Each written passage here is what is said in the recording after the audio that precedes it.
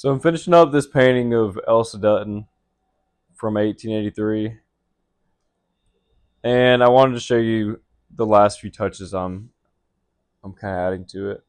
So firstly, the this eye on the right side, it's kind of in a weird spot, and it's a little too small right now. So I'm gonna make that a little bigger, and then I want to kind of soften this edge on the side of the face. I want that to kind of blend straight into the hair. So with this one, I was going a lot less for pure realism and really trying to lean into the emotions of it. And I was really pushing towards this warm, nostalgic kind of vibe. Now, part of the process there was not using the full value scale. The darks aren't black and the highlights aren't white, so everything's kind of constrained in that sense. Now, this is a little experimental for me, and I really like the way it does convey more emotion than pure realism sometimes does. I think whenever I focus on the details a little too much, sometimes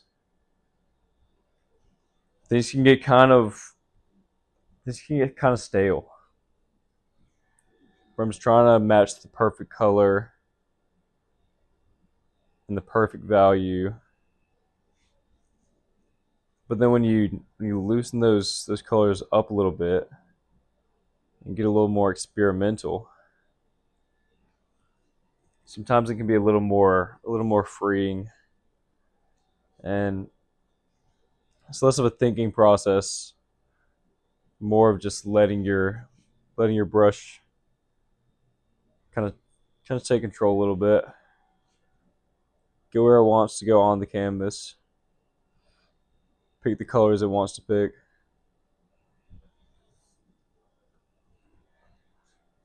Now let's see if this eye will come together.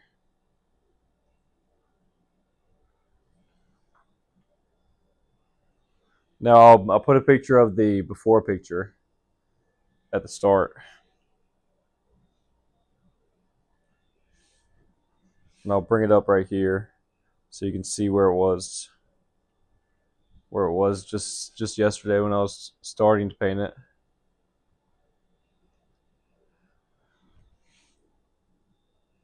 And it's not hard to see there's been a lot of progress.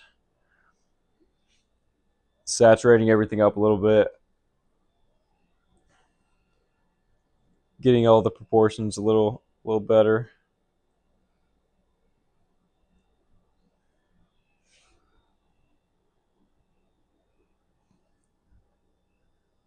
It looks like we're getting those eyes a little closer now, but it needs a little more tilt on that eye so that this kind of all lines up on one plane.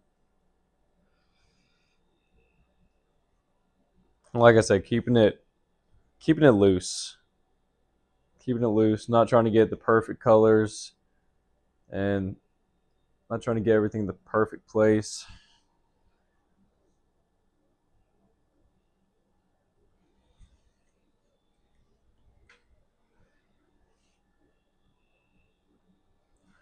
Now the final thing I'm going to add in here is just a little bit of saturated color right on this shadow. And I think once we do that, that's going to bring it together and we can call it a day. So I didn't want to oversaturate the entire thing, but this one little pop of color, I think, can add a cool little effect to it with that sun kind of glowing right there on the face. And that might be a little too much, to be honest. So I'm gonna just rub that with the glove, push that back a little bit. But I like it I like it right here. So just right there. And then a little bit on the nose. And maybe a little bit right there as well. I'm trying to keep myself from overusing it. But I think we're almost there. I don't quite like it right there.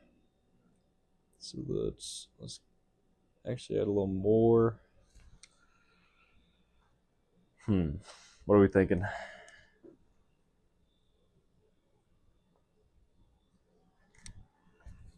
You know what? I said I wasn't going to use too much, but we're gonna keep doing it. We're gonna keep going, keep pushing it. Kind of outline all these shadows. Let's see if that's too ambitious. Add a little bit on the mouth too. Let's see where that leaves us. All that. I think that's it. Thanks for hopping on for a few minutes and checking this out. Make sure you like, make sure you subscribe, and I'll catch you next time. Peace.